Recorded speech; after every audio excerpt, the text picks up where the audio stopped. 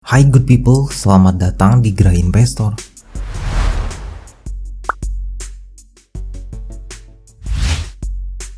Apa kabar kamu semua? Semoga sehat selalu, rezeki lancar dan tetap semangat.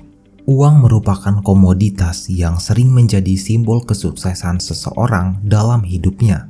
Setiap hari, jutaan orang bekerja mencari uang untuk meraih mimpinya. Seringkali seseorang mengorbankan waktu, pikiran, dan tenaga untuk mendapatkan uang yang lebih banyak demi dapat memenuhi keinginan dalam hidupnya. Namun, sebenarnya kesuksesan seseorang bukanlah dilihat dari seberapa banyak penghasilan yang diterima, tetapi seberapa efektifkah kita dalam mengatur uang tersebut. Pertanyaannya, bagaimana cara mengatur uang tersebut sehingga uang itu bisa lebih efektif bagi kesuksesan kita? Caranya adalah dengan mengubah paradigma bahwa bekerja keras adalah langkah menjadi sukses. Tunggu. Mengubah paradigma bahwa bekerja keras adalah langkah menjadi sukses. Maksudnya, supaya lebih jelas, kita simak baik-baik video ini ya. Tapi sebelum itu, tidak henti-hentinya saya ingatkan jangan lupa klik subscribe pada channel ini supaya kamu tetap berada satu langkah di depan untuk mencapai sebuah kesuksesan. Paradigma yang berkembang di masyarakat saat ini bekerja keras maka uang yang kita dapatkan akan semakin banyak. Namun banyak juga masyarakat yang merasa sudah bekerja keras pergi pagi pulang malam, mencari lemburan, bahkan sampai masuk di hari libur demi mendapatkan uang yang lebih banyak. Tetapi masih saja aset dan uang yang dimilikinya tidak berkembang. Lantas apa yang salah dengan paradigma masyarakat selama ini? Jika kita bekerja keras untuk mendapatkan uang, artinya kita selama ini hanya bekerja untuk uang. Bener ya? Dan paradigma itulah yang seharusnya dirubah. Orang-orang sibuk menghabiskan penghasilannya untuk kebutuhan dan gaya hidup. Alih-alih gaya hidup yang selalu diutamakan, malah tidak ada dana tersisa yang dapat ditabung atau diinvestasikan. Maka tidaklah heran jika kita sudah bekerja sekeras mungkin dan seberapapun uang yang kita hasilkan, namun tetap saja tidak punya aset. Aset sendiri bukan berarti barang-barang yang kita miliki, tapi aset merupakan hal yang bisa menghasilkan uang di masa yang akan datang. Apakah bisa uang menghasilkan uang? Tentu saja bisa. Caranya dengan merubah uang yang kita miliki menjadi aset. Karena hanya mengandalkan active income saja itu tidak cukup.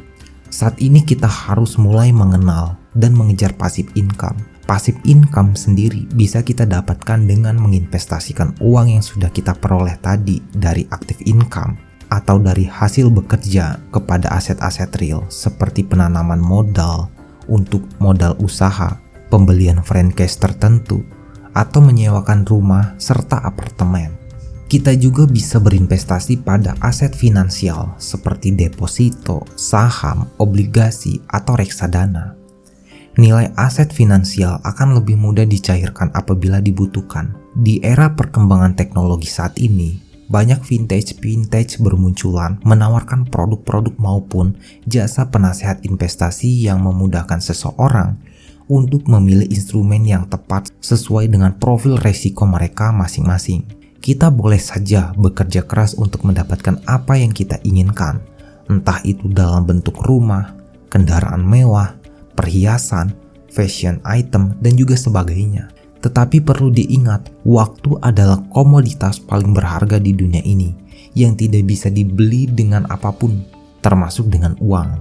Sebanyak apapun yang kita miliki, kita tidak bisa membeli waktu.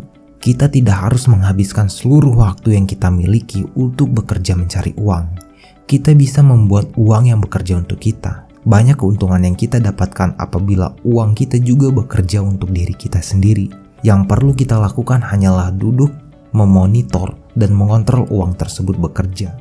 Ada beberapa cara yang dapat dilakukan agar penghasilan kita lebih efektif dan tidak habis dengan sia-sia.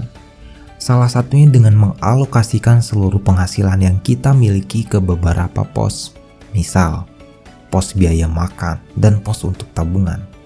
Sehingga keuangan kita bisa jadi lebih teratur. Beberapa pos tersebut diberikan persentase dari total penghasilan yang kita miliki.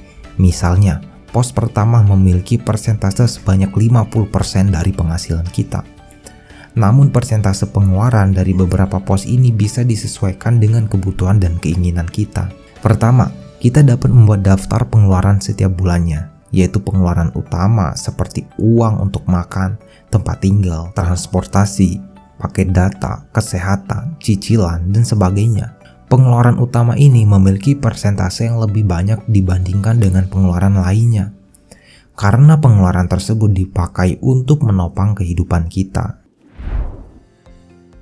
Yang kedua, buat tujuan keuangan seperti saat kita ingin membeli rumah, mobil, atau untuk memenuhi gaya hidup kita seperti berbelanja baju atau liburan. Yang ketiga, supaya penghasilan kita lebih bermanfaat, maka buatlah pengeluaran sosial untuk sedekah atau kita bisa bagi sebagian untuk orang tua atau keluarga tercinta. Keempat, siapkan dana darurat untuk keperluan mendesak yang kita tidak duga. Dan yang terakhir, namun yang paling utama adalah untuk investasi. Dengan menyisihkan sebagian dari penghasilan yang kamu miliki, lalu menginvestasikannya ke dalam instrumen investasi yang sesuai dengan profil risiko kamu, maka uang tersebut akan menghasilkan keuntungan yang dapat menjadi penghasilan kedua bagi kamu dan mempercepat kamu dalam menggapai keinginanmu. Sedikit menahan pengeluaran di masa produktif kita bukan merupakan hal yang salah. Kita bisa mulai dari hal-hal sederhana seperti mengurangi hangout di tempat mahal, membeli barang sesuai kebutuhan bukan berdasarkan keinginan dengan melihat brand tertentu, menahan keinginan untuk liburan mahal demi sebuah konten di Instagram. Tapi kita bisa memilih liburan di tempat yang low budget namun tetap menyenangkan dan bermakna. Contohnya, dengan menghabiskan waktu bersama orang-orang yang kita cinta, seperti keluarga, teman, dan sahabat, ataupun melakukan kegiatan sosial yang berdampak besar bagi kemasyarakatan banyak. Oleh karena itu, kita harus dapat mengubah pola pikir kita untuk bisa menghabiskan seluruh waktu kita demi mengejar uang dan mengejar uang untuk menggapai mimpi. Tapi kita juga harus bisa membangun aset dari uang yang kita dapatkan agar bisa memberikan passive income untuk kita. Selain itu, kita juga harus tanamkan dalam diri kita untuk jangan sampai uang yang mengendalikan kita, tapi kitalah yang harus mengendalikan uang tersebut. Buatlah uang itu bekerja untuk kita. Mengutip dari situs ekbis.sindonews.com, CEO Apple Tim Cook memberi saran kepada mahasiswa di Universitas Glasgow, Skotlandia, yang terobsesi mengejar karir untuk mendapatkan gaji besar. Tim lantas menyarankan agar mahasiswa tersebut memiliki perspektif berbeda soal bekerja. Ia berkata, "Saya menyarankan untuk Anda semua, jangan bekerja untuk mengejar uang. Itu akan membuat Anda tidak akan pernah merasa cukup dan Anda tidak akan pernah bahagia." Bos Apple menambahkan, untuk meraih kesuksesan seperti dirinya, seseorang harus melakukan pekerjaan yang benar-benar ia sukai atau sesuai dengan passion dan dapat melayani orang lain. Jika Anda tidak menemukan hal itu, Anda tidak akan menjadi bahagia dalam hidup. Meski demikian, Cook tidak menaifkan soal uang. Ia menekankan agar mencari pekerjaan dan dibayar sejalan dengan tujuan hidup Anda. Ada perbedaan besar antara mencintai untuk bekerja dan mencintai pekerjaan. Dan perbedaan itu adalah bekerja hanya untuk keuntungan dan bekerja untuk melayani banyak orang. Dia pun mengatakan telah mengikuti keduanya. Namun seiring berjalannya waktu, Cook akhirnya bekerja karena mencintai pekerjaan dan dapat melayani orang lain dengan baik. Hal ini berbuah sepadan dengan apa yang ia raih. Pada tahun 2016 kemarin, bayaran Cook mencapai 8,75 juta US dollar per bulannya. Apa yang disampaikan oleh tim Cook pun selaras dengan miliarder Warren Buffett dan Bill Gates. Keduanya mengatakan faktor keberhasilan mereka dalam hidup karena memiliki passion dalam pekerjaannya.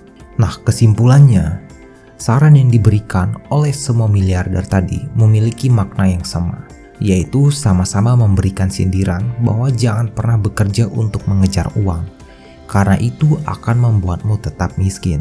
Lantas, kalau bukan mengejar uang, apa tujuan kita bekerja? Mengutip dari cerita Mas J, Jaya Setiabudi, yang dibagikan di situs yusuf.id, Kalau kamu kerja, jangan cari uang, tapi bangunlah 3 hal ini. 1. Skill atau keterampilan. 2. Credibility atau kredibilitas atau juga nama baik.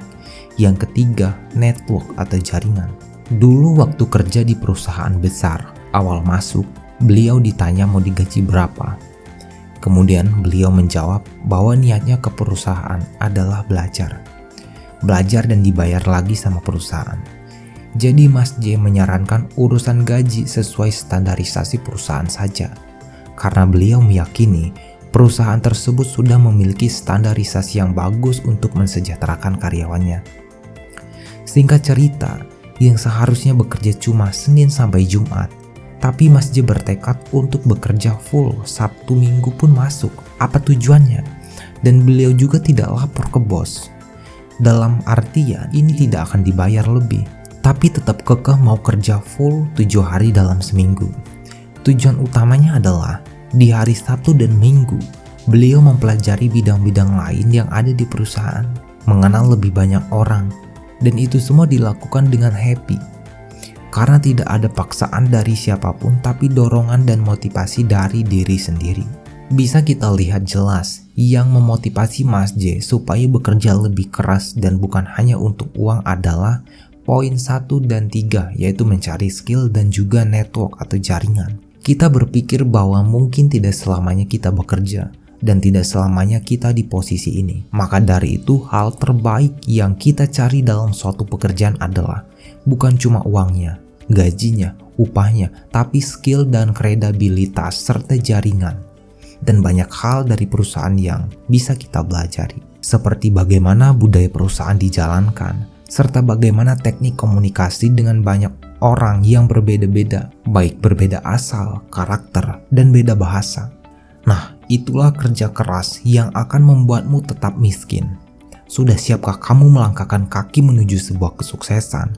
Di saat kamu sedang bingung dengan masa depan kamu atau bingung kok uang kamu hilang sedikit demi sedikit, ingatlah kembali paradigma yang dijelaskan di video ini. Jangan padamkan apimu bahkan ketika kamu sudah mencapai kesuksesan tersebut, karena perjuanganmu tidak berhenti sampai di situ saja. Mempertahankan kesuksesan menjadi tugasmu yang selanjutnya. Sekian dari saya ucapkan terima kasih dan sampai bertemu di video selanjutnya.